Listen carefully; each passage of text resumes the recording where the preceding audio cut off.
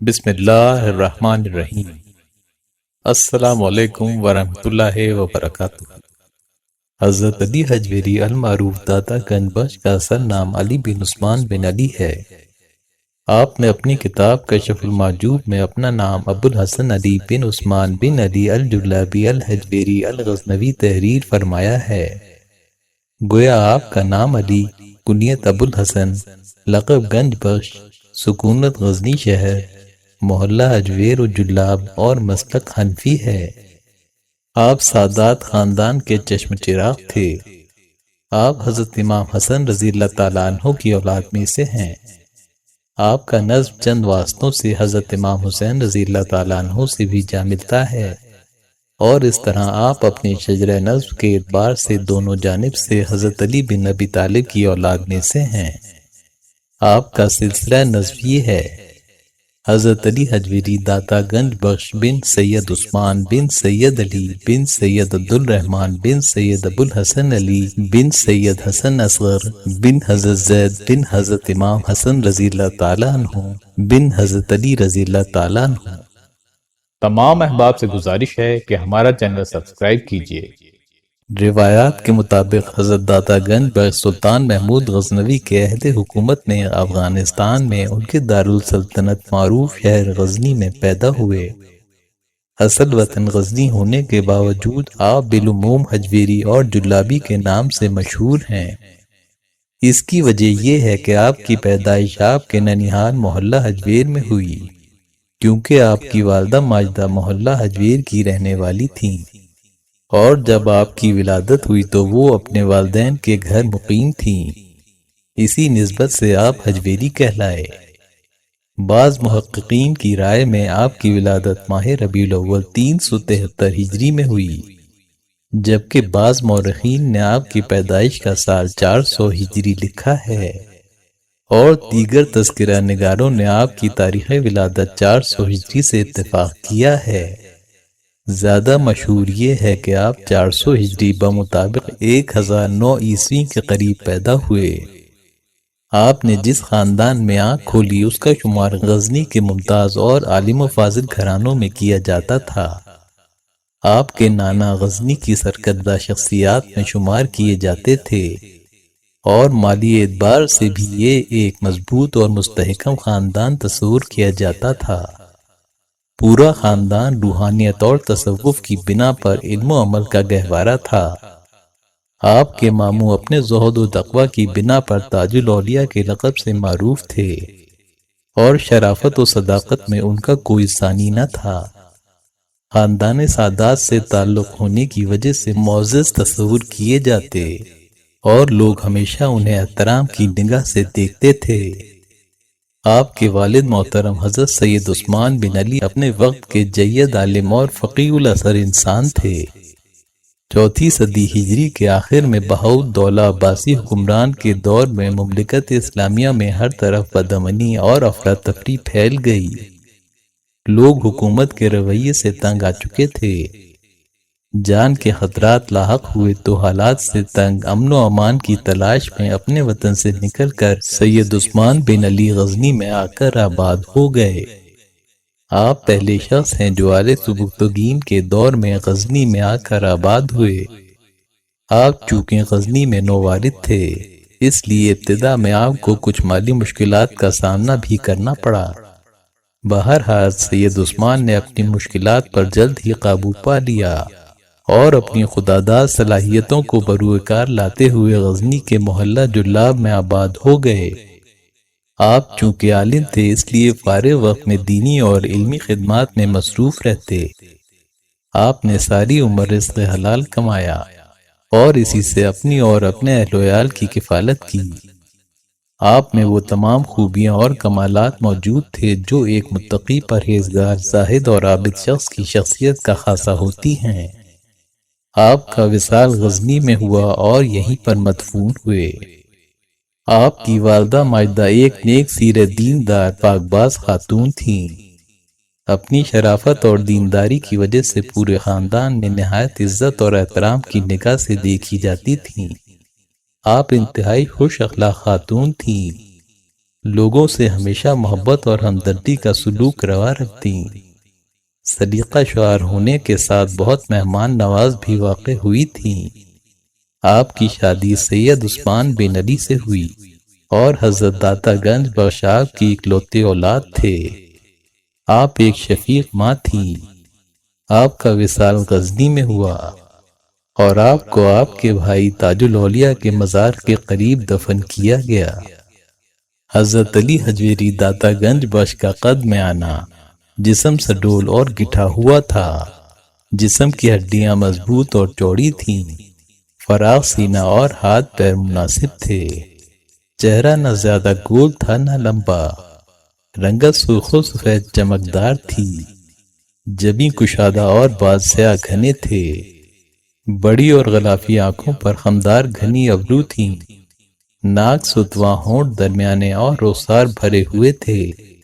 ریش مبارک گھنی تھی۔ مضبوط اور چوڑے شانوں پر اٹھتی ہوئی گردن تھی۔ آپ ایک جاذب نظر اور پرکشش شخصیت کے مالک تھے۔ حضرت علی حجویری نے دینی اور علمی گھرانے میں آنکھ کھولی۔ آپ کے والدین چونکہ خود دیندار اور علوم ظاہری و باطنی سے مالا مال تھے، اس لیے انہیں خواہش تھی کہ ان کا بیٹا بھی بڑا ہو کر عالم فاضل بنے۔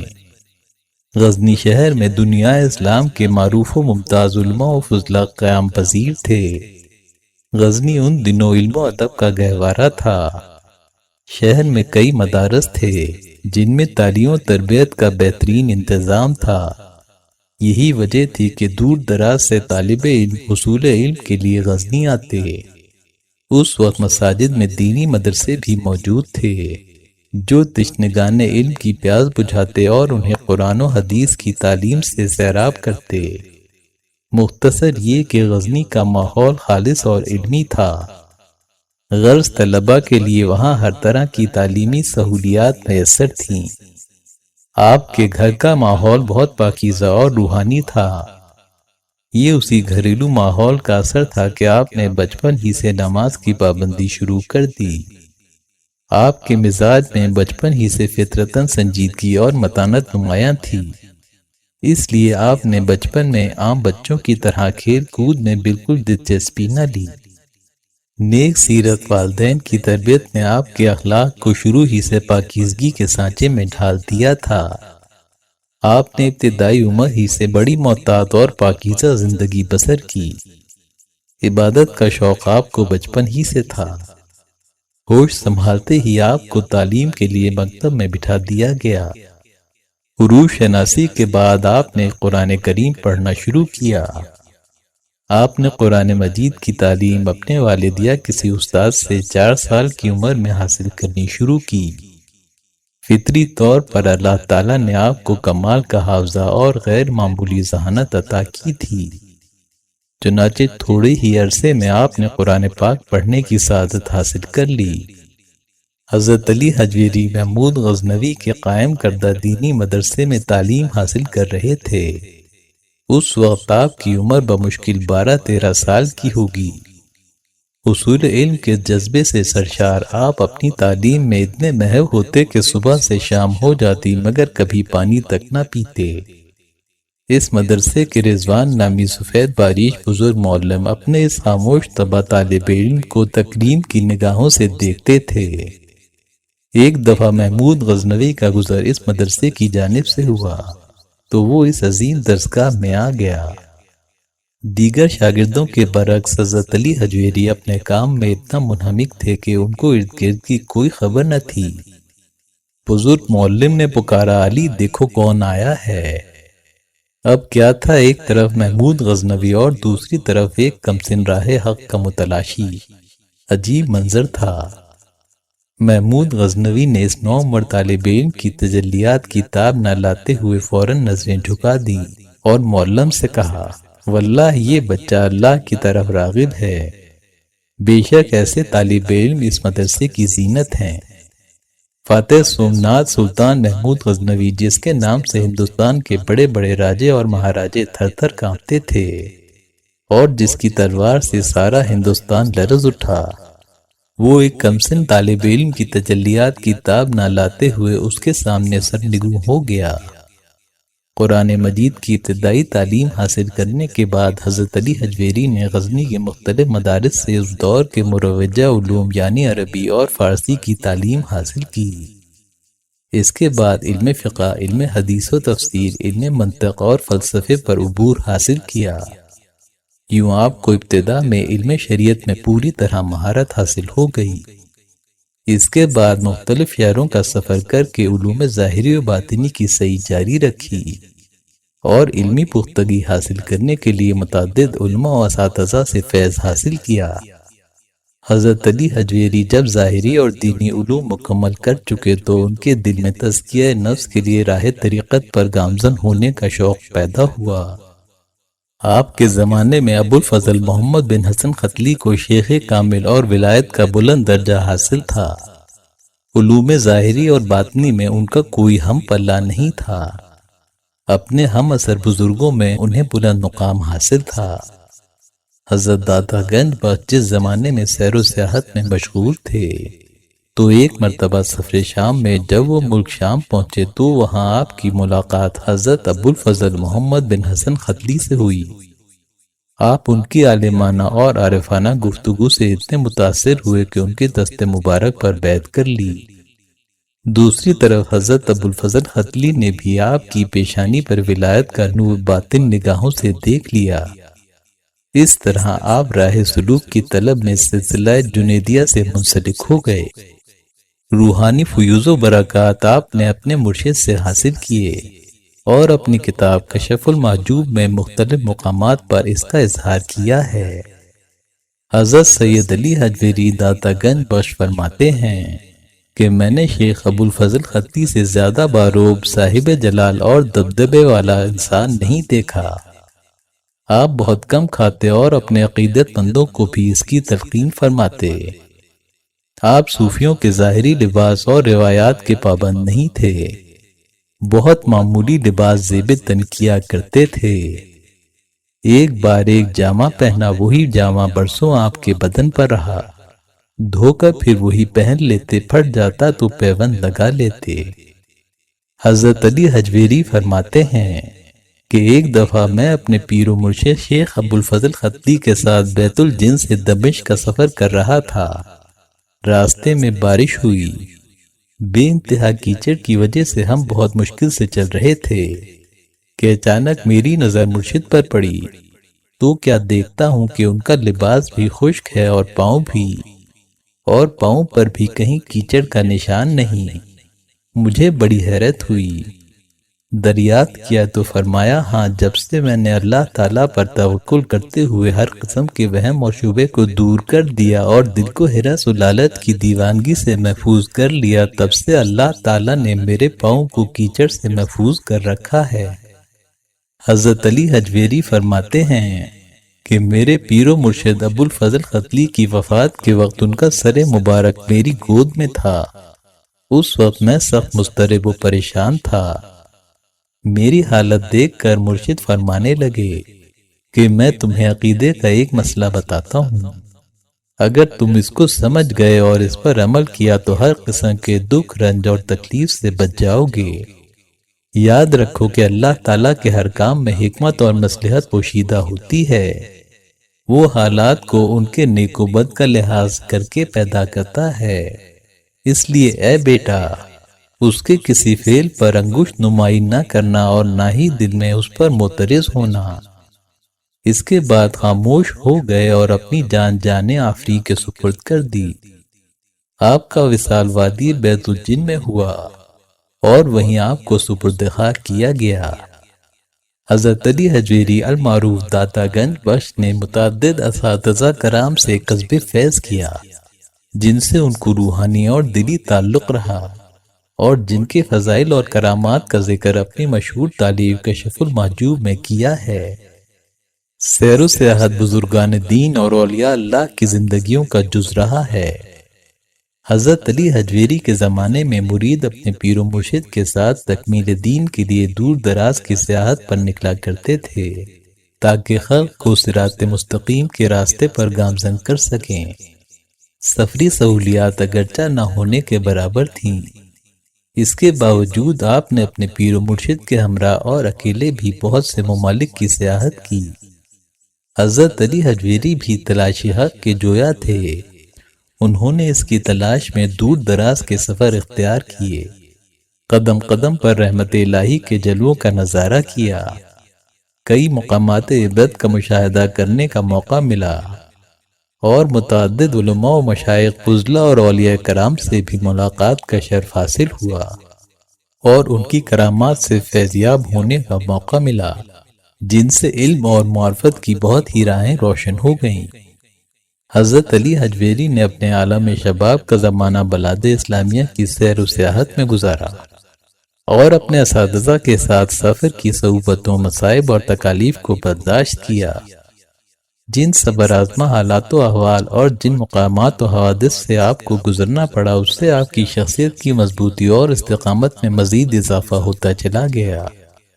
حضرت سید علی حجویری نے اپنی عمر کا کچھ حصہ حضرت امام ابو حنیفہ اور حضرت جنید بغدادی کے شہر بغداد میں بسر کیا تھا۔ آپ بغداد شہر کے گلی محلوں اور مسجدوں کا ذکر اس طرح کیا کرتے گویا شہر کے بچے بچے سے واقف ہیں۔ بغداد اور اس کے گرد و نواح میں منصور حلاج کی تقریباً 50 کے قریب کتابیں آپ کی نظر سے گزریں۔ ان میں درج کچھ باتیں انتہائی سادہ آسان اور کچھ انتہائی نامعقول تھیں۔ حضرت داتا گنج بخش اپنی تلاش و جستجو کے زمانے کا ایک واقعہ بیان کرتے ہوئے فرماتے ہیں کہ ایک دفعہ آپ کو کسی مسئلے میں مشکل پیش آ گئی۔ آپ نے اس کے حل کے لیے بے انتہا مجاہدے کیے، مگر یہ مشکل کسی صورت حل نہ ہوئی۔ اس سے پہلے بھی آپ کو ایک مشکل پیش آئی تھی، اور اس کے حل کے لیے آپ نے حضرت شیخ ابو یزید کی قبر کی مجاوری اختیار کر کے اس پر غور و فکر کیا تھا، اور وہاں آپ کی وہ مشکل حل ہو گئی تھی۔ اب کہ آپ نے پھر ایسا ہی کیا، برابر 3 ماہ تک ان کا مجاور بنے رہے، ہر روز 3 مرتبہ غسل کرتے اور 30 مرتبہ وضو کرتے رہے، لیکن آپ کی یہ مشکل حل نہ ہوئی۔ بالآخر آپ نے خراسان جانے کا ارادہ کیا اور راستے میں رات کے وقت ایک خانقاہ میں رات بسر کرنے کے لیے ٹھہرے۔ وہاں صوفیوں کی ایک جماعت بھی تھی۔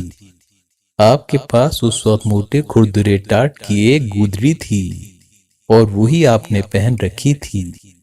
ہاتھ میں ایک عصا اور کوزہ تھا۔ اس کے سوا آپ کے پاس اور کوئی سامان نہیں تھا۔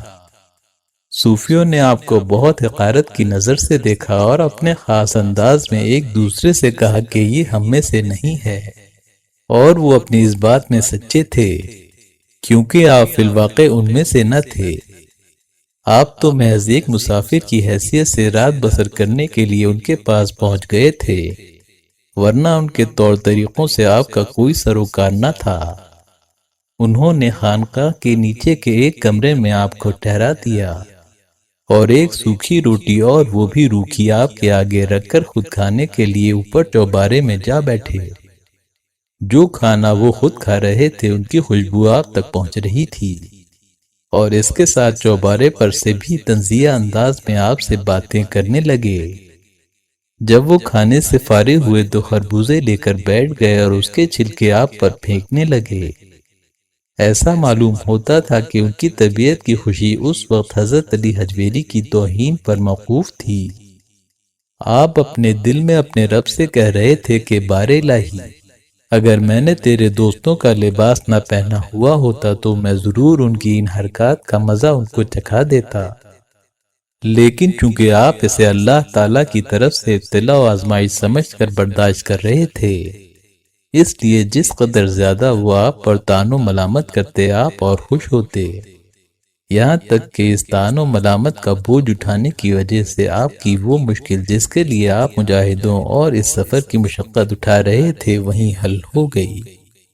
اور اسی وقت آپ کو معلوم ہو گیا کہ مشائخ جاہلوں کو اپنے درمیان کیوں رہنے دیتے ہیں اور ان کا بوجھ کس لیے اٹھاتے ہیں، نیز یہ کہ بعض بزرگوں نے ملامت کا طریقہ کیوں اختیار کیا ہے۔ واقعہ یہ ہے کہ اس سے بعض اوقات وہ عقدے حل ہو جاتے ہیں جو دوسرے طریقوں سے حل نہیں ہوتے۔ حضرت علی حجویری ایک واقعہ اپنے متعلق بیان کرتے ہیں کہ عراق میں اپنے قیام کے زمانے میں ایک دفعہ آپ دنیا کمانے اور اسے خرچ کرنے میں بہت دلیر ہو گئے۔ جس کسی کو ضرورت پیش آتی وہ آپ کی طرف رجوع کرتا اور آپ کی کوشش ہوتی کہ آپ کے دروازے سے کوئی خالی ہاتھ نہ لوٹے، اس لیے اس کی ضرورت پوری کرنے کی ہر ممکن کوشش کرتے، یہاں تک کہ آپ چند ہی دنوں میں خاصے مقروض اور اس صورتحال سے سخت پریشانی کا شکار ہو گئے۔ آخر کار اس وقت کے بزرگوں میں سے ایک بزرگ نے آپ کا احوال دیکھتے ہوئے نصیحت فرمائی کہ بیٹا دیکھو، اس قسم کی مشغولیت میں کہیں رب سے دور نہ ہو جانا، یہ مشغولیت ہوائے نفس ہے۔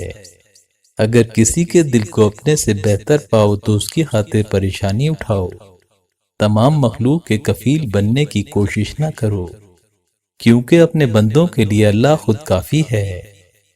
حضرت علی حجویری فرماتے ہیں کہ اس نصیحت سے آپ کو سکون قلب حاصل ہوا اور آپ نے یہ جانا کہ مخلوقات سے دور رہنا صحت و سلامتی کی راہ ہے۔ انسان کو چاہیے کہ وہ خود اپنی طرف نہ دیکھے تاکہ کوئی اور بھی اس کی طرف نہ دیکھے، اور یہ حقیقت ہے کہ آدمی خود ہی اپنے آپ کو اہم اور بڑی چیز ظاہر کرتا ہے، ورنہ دنیا اسے کچھ بھی نہیں سمجھتی، وہ تو صرف اس سے اپنا کام نکالتی ہے۔ سیر و سیاحت نے آپ میں لکھنے کا شوق پیدا کر دیا۔ جب خوب سیر و سیاحت کر لی تو تصنیف و تالیف کی طرف مائل ہوئے اور اپنے سفری تجربات اور زندگی کے اسرار و رموز سے پردہ اٹھایا۔ آپ نے 10 کتب تحریر کی، جن میں کشف المحجوب، کشف الاسرار اور دیگر تصنیفات شامل ہیں۔ ان میں سے کشف المحجوب بآسانی مل جاتی ہے۔ غزنی میں قیام کے دوران یہ آخری کتاب ہے جو آپ نے تحریر کرنی شروع کی، اور لاہور میں تشریف آوری کے بعد یہیں پر آپ نے اسے مکمل کیا۔ فارسی میں سب سے پہلی کتاب جو تصوف کے موضوع پر تحریر ہوئی یہی کشف المحجوب ہے۔ آپ نے اسے اپنی عمر کے آخری حصے میں مکمل کیا۔ کشف المحجوب میں قرآن کی 69 سورتوں کی 237 آیات، 121 احادیث اور 351 روایات درج ہیں۔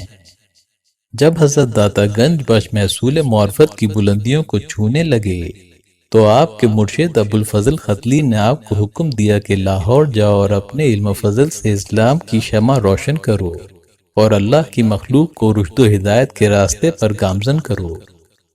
آپ نے نہایت انکساری سے مرشد کی خدمت میں عرض کیا کہ وہاں تو ہمارے پیر بھائی اور آپ کے مرید حضرت شاہ حسین زنجانی پہلے ہی موجود ہیں، ان کی موجودگی میں میری وہاں کیا ضرورت ہے اور میرے جانے سے کیا فائدہ ہوگا؟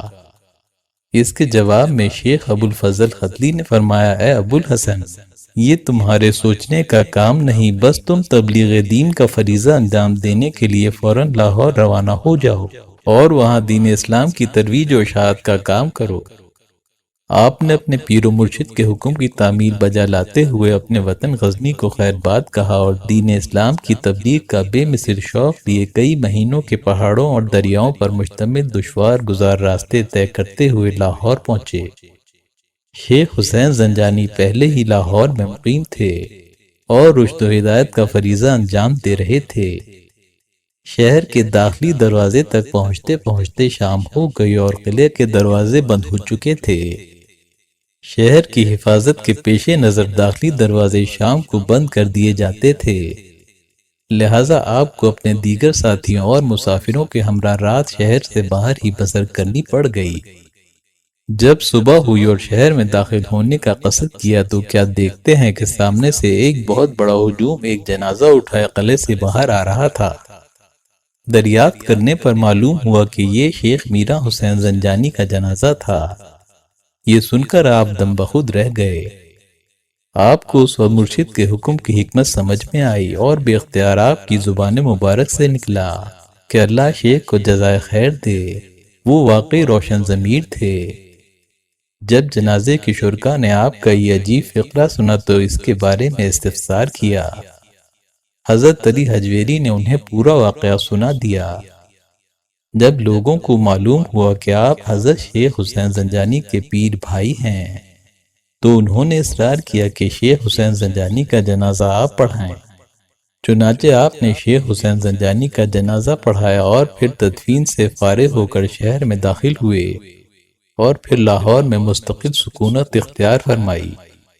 آپ نے تقریباً 34 سال تک لاہور اور پنجاب میں تبلیغ اسلام کے لیے کام کیا۔ تبلیغ و اشاعت دین کے سلسلے میں آپ نے بر صغیر کے بیشتر علاقوں کا بھی سفر کیا، لیکن آپ کا مرکز و محور لاہور ہی رہا۔ آپ کی آمد سے پہلے لاہور میں مسلمانوں کو استحکام حاصل کیے کچھ ہی عرصہ ہوا تھا۔ ہر طرف ہندو مذہب کے پیروکار اور پیشواؤں کا دور دورہ تھا۔ یہاں تبلیغ دین کا کام انجام دینا بے حد مشکل کام تھا، کیونکہ یہاں ہندوؤں، برہمنوں اور جوگیوں کا راج تھا۔ ہندو دھرم اپنے عروج پر تھا۔ آپس میں بے شرمی اور بے حیائی کے تعلقات موجود تھے۔ چند بھائیوں کے درمیان ایک عورت کا مشترک ہونا کوئی عیب نہ تھا۔ مذہب کے نام پر ہر قسم کی بے حیائی روا تھی۔ لوگوں کی اخلاقی حالت انتہائی خراب تھی۔ شراب، جوا، زنا اور دوسری تمام برائیاں عام تھیں۔ عورتوں میں ستی کی رسم عام تھی۔ سورج کی عبادت دیوتا سمجھ کر کی جاتی تھی۔ حضرت علی حجویری سے قبل بہت سے بزرگ ان کے مقابلے میں خاطر خواہ کامیاب نہ ہو سکے تھے۔ ان خطرات کی بنا پر اشاعت اسلام کا سفر رکا ہوا تھا۔ داتا گنج بخش جب لاہور میں مستقل قیام پذیر ہو گئے تو سب سے پہلے آپ نے مسجد کی ضرورت محسوس کی۔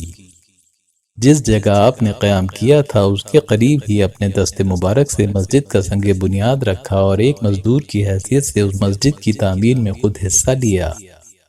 شہر لاہور کی یہ پہلی مسجد تھی جس کی بنیاد حضرت علی حجویری داتا گنج بخش نے رکھی۔ مسجد ایک بڑے کمرے پر مشتمل تھی۔ اس پر لکڑی کی چھت ڈالی گئی۔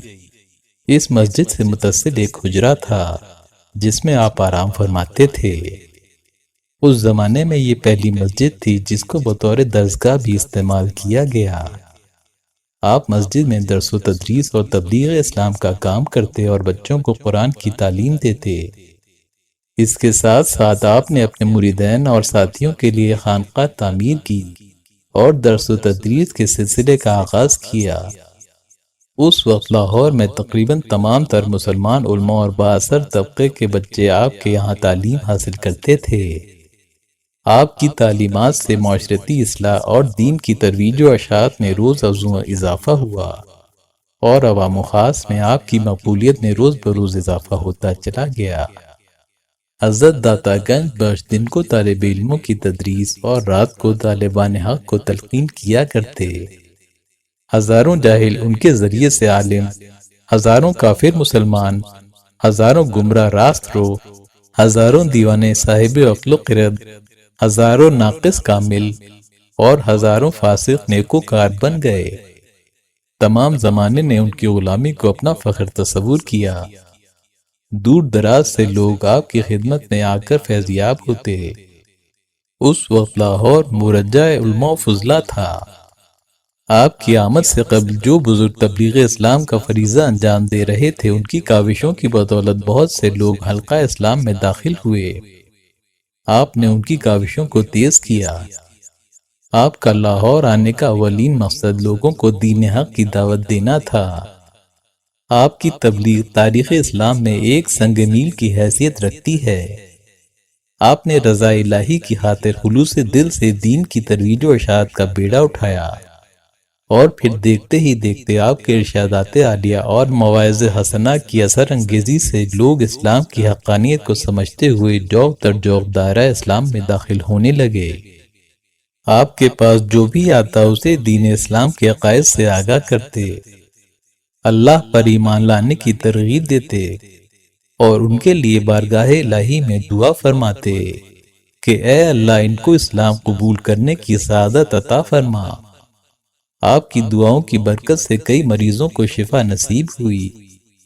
آپ کی روحانیت کے باعث دینی اور دنیاوی فیض حاصل ہوتا، لوگوں کی تنگ دستی خوشحالی میں بدل جاتی۔ آپ کی بے داغ اور دلکش سیرت اور شفقت و محبت سے بھرپور شخصیت لوگوں کو کفر و شرک کی دلدل سے نکال کر صراط مستقیم کی طرف گامزن کرنے کی باعث بنی۔ بہت سے غیر مسلم آپ کے ہاتھوں مشرف باسلام ہوئے۔ کثیر تعداد میں نہ صرف بتوں کے پجاریوں نے اسلام قبول کیا بلکہ خواص اور ہندو برہمن بھی تیزی سے مشرف باسلام ہوئے۔ حضرت علی حجویری کے اعلیٰ اخلاق حمیدہ، کریمانہ مزاج اور آپ کی فہم و فراست ہی تھی کہ نہ صرف ہندوؤں کے بااثر سیاسی طبقے نے اسلام قبول کرنا شروع کیا بلکہ دیگر لوگ بھی بہت سرعت کے ساتھ حلقہ بگوش اسلام ہوئے۔ ایک اندازے کے مطابق لاہور کی نصف آبادی نے آپ کے ہاتھ پر اسلام قبول کیا۔ آپ کے دست مبارک پر جو خوش قسمت لوگ مشرف باسلام ہوئے وہ نہ صرف خود تا دم آخر دین اسلام اور دامن مصطفیٰ پر قائم رہے بلکہ ان کی نسلیں بھی تقریباً 900 سال گزرنے کے باوجود آج بھی اسلام پر قائم و دائم ہیں۔ اللہ رب العزت نے داتا گنج بخش کو وہ شان عطا فرمائی کہ لوگ آپ کے پاس کھینچے چلے آتے اور آپ کا نورانیت سے بھرپور چہرہ انور دیکھ کر ایمان کی دولت سے مالا مال ہوتے۔ جب حضرت داتا گنج بخش کے ہاتھوں غیر مسلم دائرہ اسلام میں داخل ہونے لگے تو ہندو اس وقت کے راجہ جے سنگھ کے پاس گئے اور کہا کہ سید علی حجویری ایک زبردست سیاسی شخصیت بنتے جا رہے ہیں، آپ اس طرف توجہ دیں۔ چنانچہ راجہ جے سنگھ نے سلطان مسعود غزنوی سے اس کا تذکرہ کیا تو اس نے کہا کہ آپ ایک برگزیدہ ہستی ہیں، آپ کی طرف سے کسی کو کوئی تکلیف نہیں پہنچ سکتی۔ جب داتا گنج بخش لاہور آ کر آباد ہوئے اس دور میں بھاٹی کے علاقے میں بیشتر آبادی ہندوؤں کی تھی جو بھٹی کہلاتے تھے اور بھاٹی کی وجہ تسمیہ بھی یہی تھی۔ مسلمان عقیدت مند جو داتا صاحب کی زیارت اور رشد و ہدایت کے لیے آتے تھے ان کا اکثر گزر بھاٹی سے ہی ہوتا تھا۔ چونکہ داتا صاحب کا مسکن بھاٹی کے باہر تھا اس لیے ازراہ عقیدت لوگوں نے بھاٹی کا نام بدل کر آپ کے نام پر حجویری محلہ رکھ دیا۔ بھٹی کہلانے والے ہندوؤں کو یہ بات ناگوار محسوس ہوئی۔ انہوں نے جے سنگھ کی قیادت میں ایک وفد حضرت سید علی حجویری کے پاس بھیجا جس نے انہیں اپنے جذبات سے آگاہ کیا۔ آپ نے ہندوؤں کی شکایت کو ٹھنڈے دل سے سنا اور فیصلہ صادر فرمایا کہ اس کا نام بھاٹی ہی رہے گا۔ آپ نے ظاہری نمود و نمائش اور خود ستائش کو یہ کہہ کر ٹھوکر مار دی کہ اللہ تعالیٰ کے بندوں کو ظاہری زیب و زینت گوارا نہیں ہوتی اور نہ ہی وہ اس دنیاوی زیب و زینت کو پسند کرتے ہیں بلکہ ہمیشہ اپنے باطن کی پاکیزگی کی طرف دھیان دیتے ہیں۔ آپ کے اس فیصلے اور اخلاق سے ہندو بھٹی اور ان کے وقت کا لیڈر اتنے متاثر ہوئے کہ انہوں نے آپ کے ہاتھوں اسلام قبول کر لیا۔ راجہ جے سنگھ آپ کے فیصلے اور اخلاق سے بے حد متاثر ہوا اور فوراً اسلام قبول کر لیا اور عرض کی کہ اس کا نام حجویری دروازہ رکھنے کی اجازت دیجیے، مگر آپ نے فرمایا کہ حجویری کی نسبت بھٹی قوم کا حق اس دروازے پر زیادہ ہے جو یہاں صدیوں سے آباد ہیں۔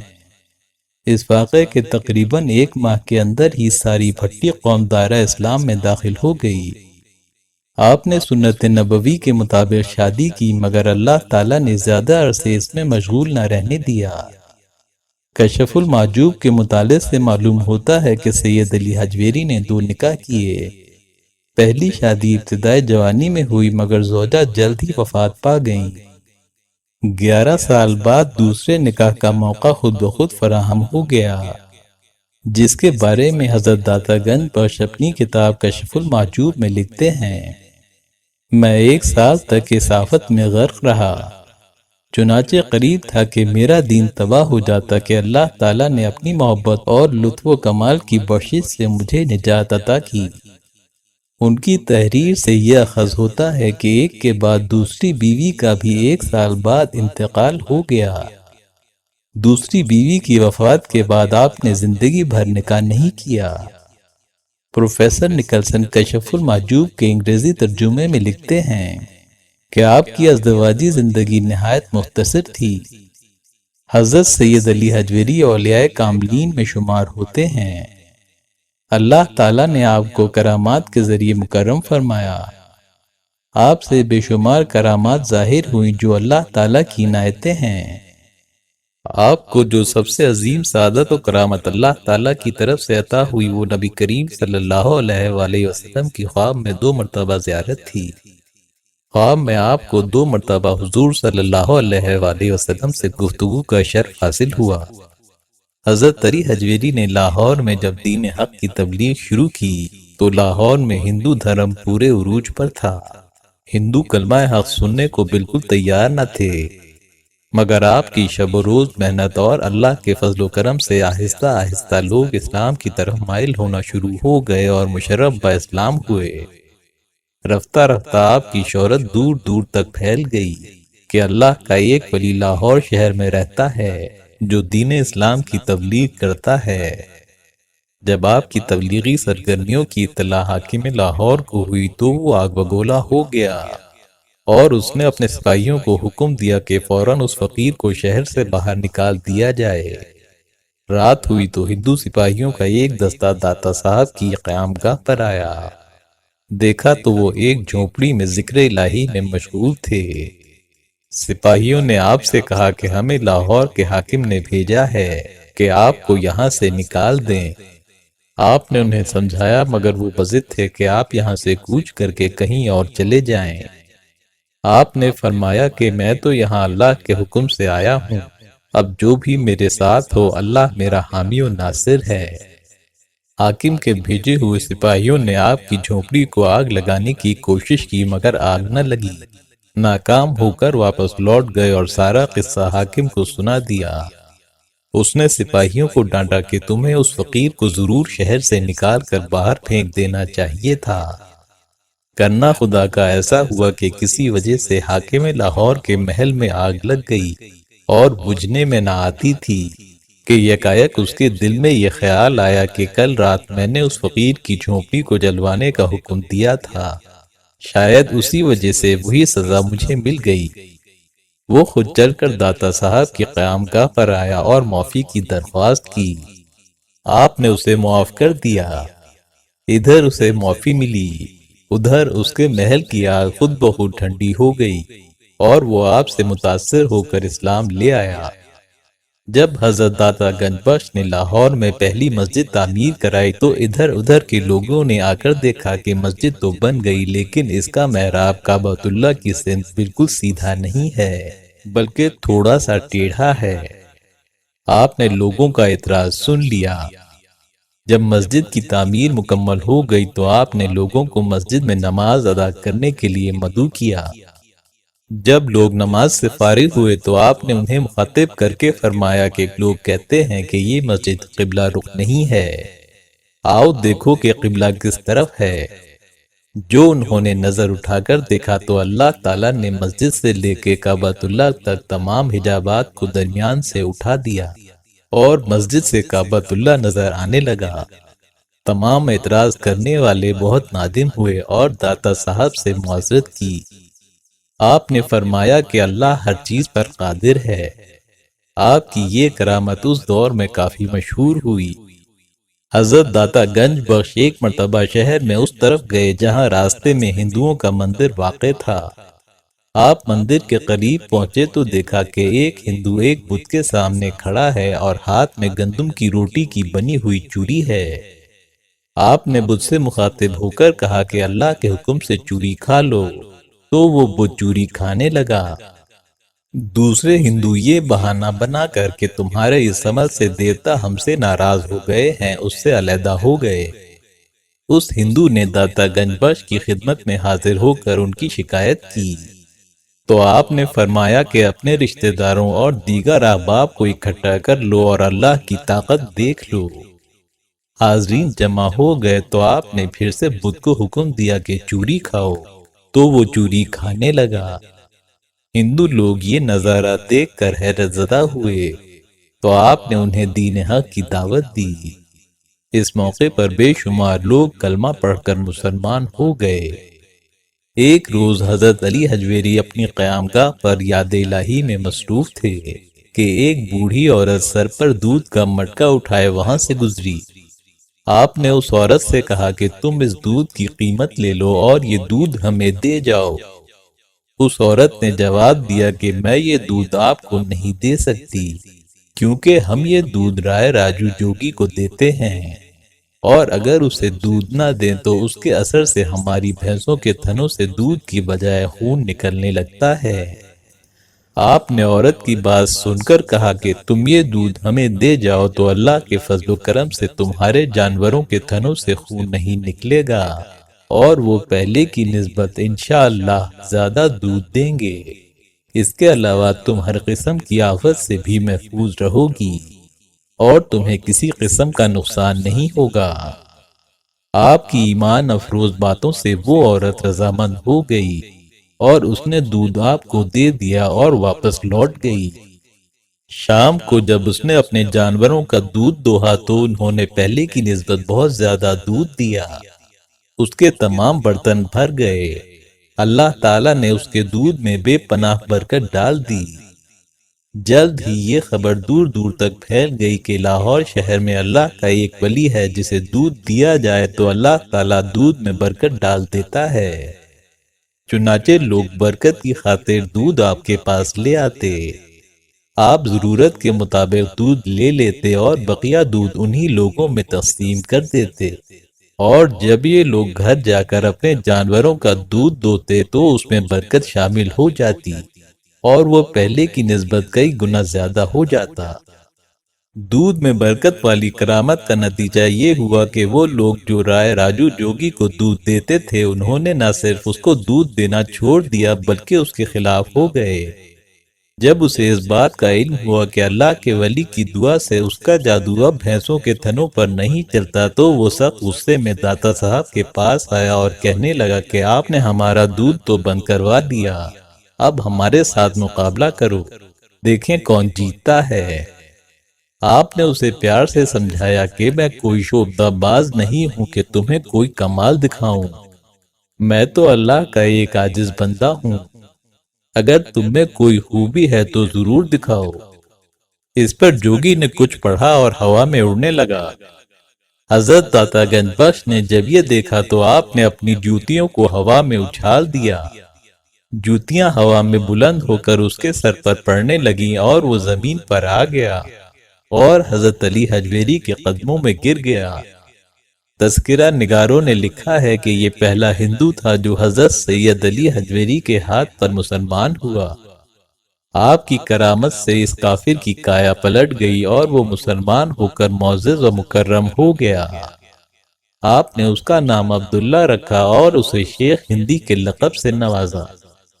حضرت داتا گنج بخش نے اپنی زندگی کے 34 سال لاہور شہر میں گزارے اور اسی شہر میں چند روز علالت کے بعد اس جہان فانی کو خیر باد کہا اور اپنے حجرے میں ہی جہاں ان کا قیام تھا انتقال فرمایا، اور آپ کے خلیفہ حضرت شیخ ہندی نے آپ کی نماز جنازہ پڑھائی اور آپ کو اسی مقام پر جہاں آپ نے وفات پائی تھی دفن کیا گیا۔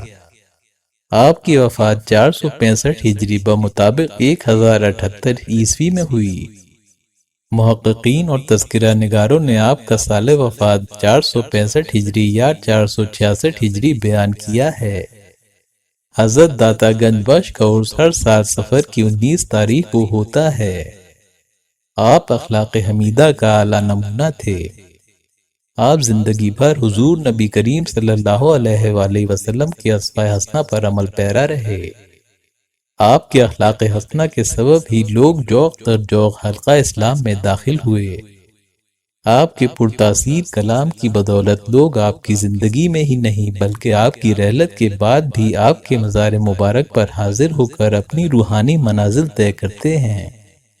حضرت علی حجویری داتا گنج بخش کی عظمت و مرتبے کا اندازہ اس بات سے کیا جا سکتا ہے کہ حضرت خواجہ معین الدین چشتی اور حضرت بابا فرید گنج شکر جیسے اولیاء اور قطب المشائخ آپ کے مزار پر متقف ہوئے اور چلہ کش رہے۔ جب حضرت خواجہ معین الدین چشتی نے اجمیر کو مرکز بنا کر ہندوستان میں اپنی اسلامی تعلیمات کو پھیلانے کا ارادہ کیا تو آپ اجمیر جانے سے پہلے حضرت علی حجویری کے مزار مبارک سے متصل حجرے میں 40 روز تک مصروف عبادت و اعتکاف رہے۔ اس کے نتیجے میں آپ نے اس قدر روحانی فیض حاصل کیا۔ ہندوستان روانگی سے قبل آپ سے اجازت طلب کرنے کے لیے مزار پر حاضری دی۔ وقت رخصت آپ کے مزار کی پائنتی کی طرف کھڑے تھے کہ بے ساختہ آپ نے زبان زد خاص و عام یہ شعر پڑھے: گنج بخش فیض عالم مظہر نور خدا، ناقصاں را پیر کامل کاملاں را رہنما۔ اسی وقت سے آپ گنج بخش یعنی خزانے بخشنے والا کے لقب سے مشہور ہو گئے۔ امید ہے ویڈیو آپ کو پسند آئی ہوگی۔ پسند آنے کی صورت میں لائک اور شیئر ضرور کیجیے۔ کمنٹ باکس میں کمنٹ ضرور کیجیے۔ اللہ حافظ۔